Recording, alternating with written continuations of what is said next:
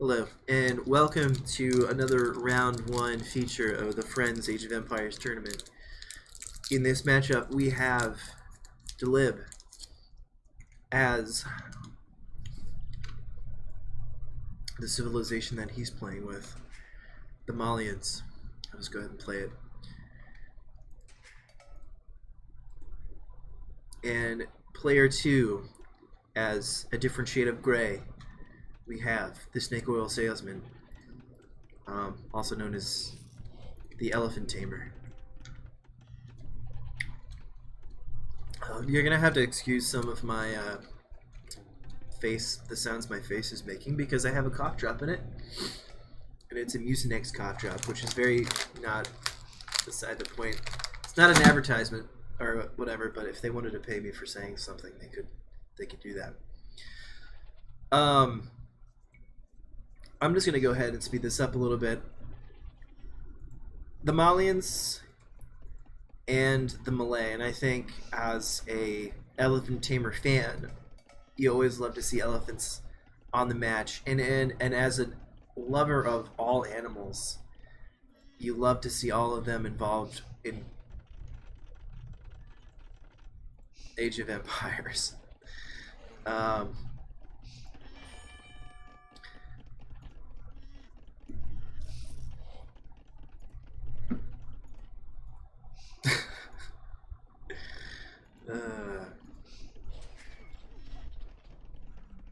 I'll just kind of let it play out for a second, and then when something happens here, we'll talk about it. But very good build production from both entities so far.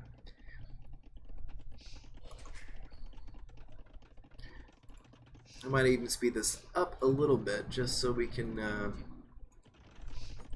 get a little bit further into the game. But we have two. Oh no, I thought that was the second lumber camp. We got a lumber camp in the back. We've got the gold in the back. It's a safe gold.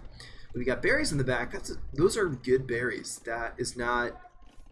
He could essentially go for either. He has the safety to go cavalry or for the archers. And as the Malians, I do believe that he goes for the archers. In response, we do have the famous Elephant Tamer wall, and this is a little bit more of a risky gold, obviously because it's out front and it's right next to a hill, and that's kind of a tough place to be in. You do have the back berries here. You do have some back wildlife, and we see some early action from the Elephant Tamer. And the man-at-arms coming into the back. I don't know if he got any kills. He did not. He didn't get any kills, but he forced Dlililb off of his wood line for now. And I don't quite remember. I mean, if you're looking at these resources, you absolutely 100% need wood for farms. You need the wood for, well, heck, everything in early on. So a little bit of delay there. You can see obviously he brings all of his guys back here. On the counter side, I apologize, I didn't even recognize this yet, but man-at-arms and using his scout to come in and take care of some business here. Does get 3 kills, does get 4 kills. I think 2 or 3 of those were archers, and one of them was a villager. So coming out and that's why the front gold is so, it can be so risky, and I feel bad for SnakeOilSalesman that he had a gold that was out so far in front. Of course, you have this one back here, but I mean, I don't know. I don't even know if he did see it, but it's like, hey, this one's closer to his TC, and he can hop back quicker. But I think those golds are kind of terrible. In the meantime, these guys are going to hang back here for a while, and this is precisely why he's got this all walled in. Unfortunately, he doesn't see this right now, and he's going to lose a few villagers. And that's something that you hate to see, because I feel they both been very, very good at getting those villager numbers up. I thought maybe, yeah, we're already in feudal age, and I'm just thinking to myself, oh, yeah, they gotta both go feudal. We're already in feudal age, man. I'm 4 minutes behind apparently. But Dlililb keeping on the pressure, keeping people off of resources. Down here, finally it does get to go back to his woodline and pushing out a little bit. This might have been a little bit of overstretch. I mean, yeah, he just pulls back. He said, that's too much. I think it was a good chase, and he'll keep these in here for safekeeping. So to go with the archers with your gold so far forward, kind of a risky play. And once again, I just don't like that gold. He does bring them forward. He does do some counter stuff, and you can see Dlililb is continually scouting out the back of the space here, trying to see if he has any backwood lines. Oh boy. And going stable? Oh no, I was gonna say I thought there was mostly archery ranges here, which there are. And here come the archers up front and personal, wanting the autograph of this lumberjack here. And I think they do fall victim to the circle of the talent center here.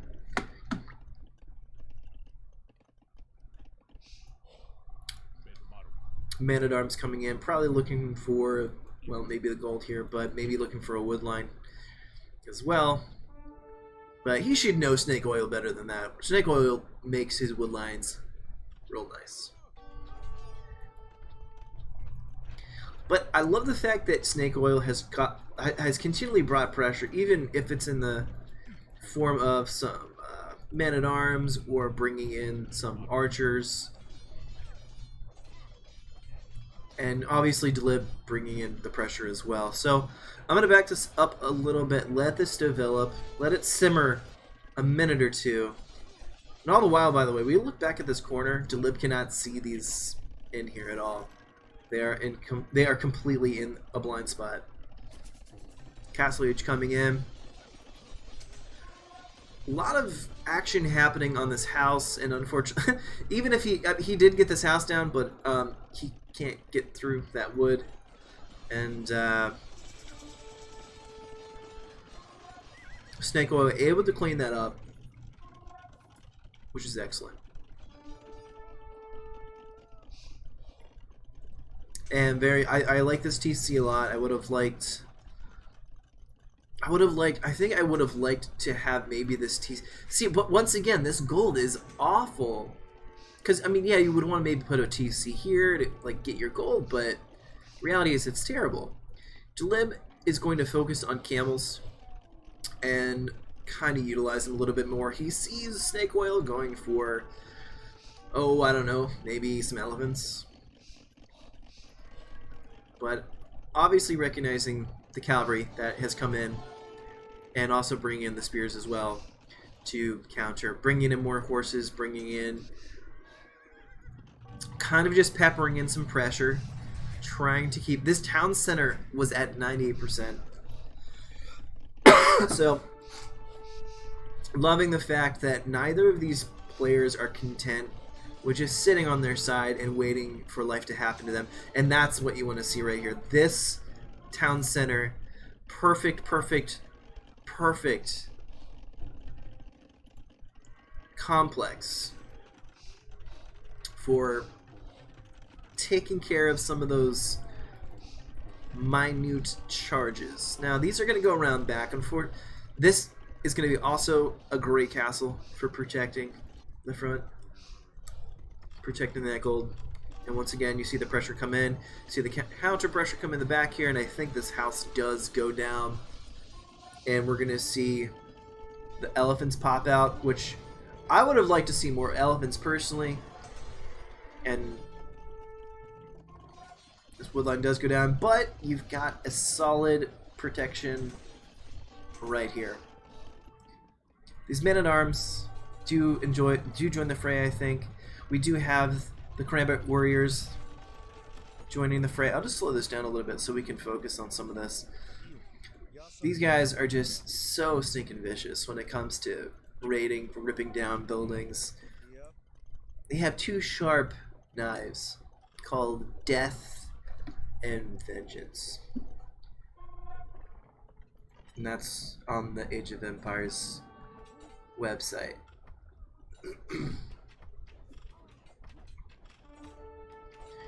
But I think Dlililb does the right thing here in bringing out the archers, which are insanely great counters to the Karambit warriors.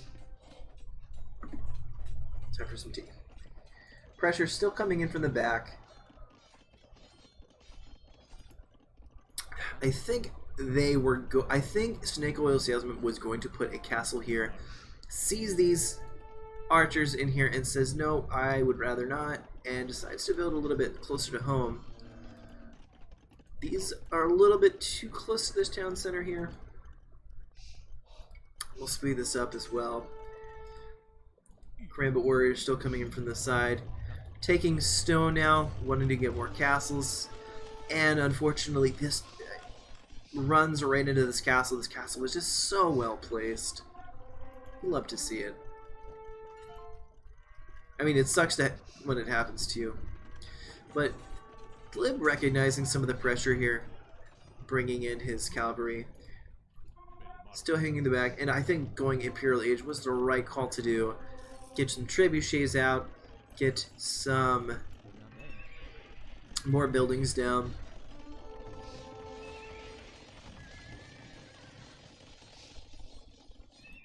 And off to the side here, this is where I think the death blow comes in. We've got 3 stables producing knights very hard, expanding and taking a little bit more of the map control, building outside of his walls, building more archery ranges, building more military units in general, and just bringing in the pressure here. And I think I noticed this when I watched this the other day, but I wish so much so that this castle that was not placed here, solely for the reason is there were archers like right in here. The cavalry was coming in, and it was placed, and he unfortunately committed to it and lost quite a few guys. And in process of that, if he had stayed committed to the castle, I think he would have gotten it up, and I think that would have been really awesome for him. But I would have maybe liked to have seen the castle placed maybe like right in here, like rip out a farm, to just kind of get a little bit more coverage in there. Once again, like 2020 hindsight, seeing it from a different perspective, but I get putting it right here. It's going to protect your stone, it's going to protect your back. So it's not really a wrong answer. It just, I would have really loved to have seen it go up. Bringing out the monks, doing some conversions. Is he converting buildings? He does! A building conversion. You don't see that very often. That's special. Karambit warriors working their way into the back, going straight for this gold pile. Maybe we'll see some juicy blood. KD ratio is 130 to 160 right now. We'll see if that changes at all.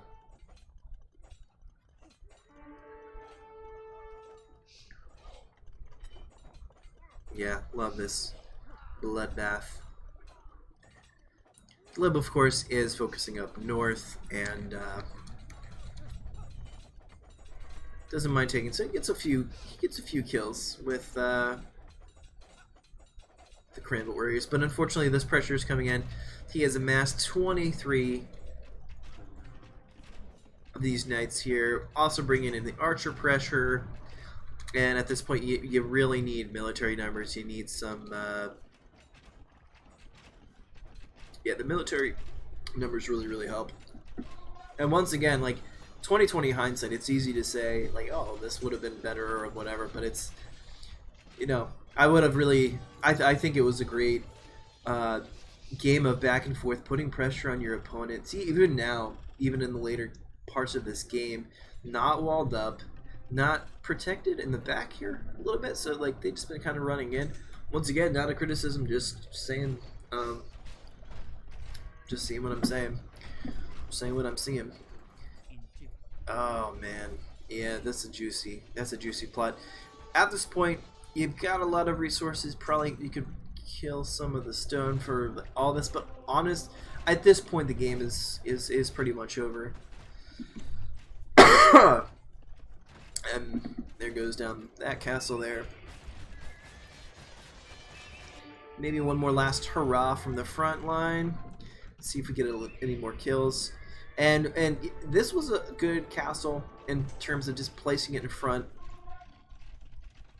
of the base. You got coverage. These came out of nowhere. Cavalier upgrades coming in.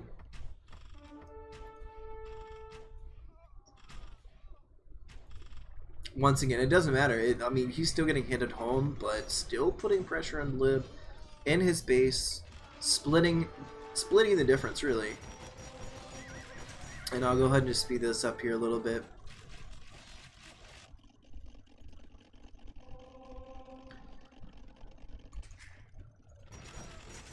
And the GGs are called. So, excellently played game.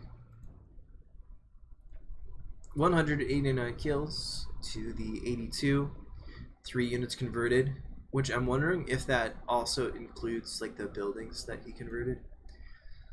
Good resources, good map exploration, and getting some relics, which is always good for any player to keep in mind, which I do not a lot of times, sometimes, but actually a thing to keep in mind. 111 villager high, and I think despite the early pressure that Snake Oil had on him, doing a very good job of getting his villager count reestablished and continuing to build his economy. You can see the difference in just the time stamps here, putting a little bit more into his military numbers before going up. So overall, excellent, solid game, and we'd love to see it. So we'll see you in the next one. Bye.